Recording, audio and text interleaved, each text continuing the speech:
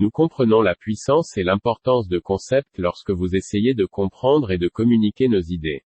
Dieu le Créateur a choisi le concept d'un royaume pour communiquer son but, volonté et plan pour l'humanité et la terre pour nous. Le message de la Bible est principalement sur un royaume. Si vous ne comprenez pas les royaumes, c'est impossible pour vous comprendre la Bible et son message.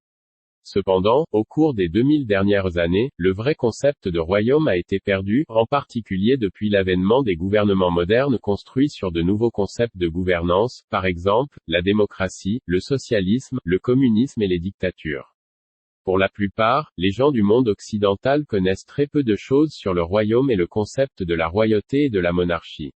Ceci est encore aggravé par l'idée que les royaumes sont conçus pour élever la famille au-dessus de toutes les familles et subjuguer et opprimer les citoyens. Alors qu'il est vrai que beaucoup de royaumes ont des histoires sombres d'atrocités et d'oppression, prospérant au détriment de la dignité et la valeur de leurs citoyens, le concept original du royaume tel que présenté par Dieu lui-même, se tient seul comme le parfait prototype du gouvernement bâti sur les justes jugements. Tous les royaumes de la terre étaient de simples tentatives d'imiter ce parfait royaume. Aujourd'hui, nos démocraties modernes sont des tentatives pour atteindre les objectifs du parfait royaume, sans la matière première nécessaire, le Saint-Esprit. Ajouté à cette confusion, et même à l'ignorance, concernant le royaume, la religion a plus détourné notre compréhension, en convertissant le message du royaume de Dieu dans un système de croyance morale. Le résultat est que la religion est devenue une fin en soi, se distinguer du concept du royaume avec fierté.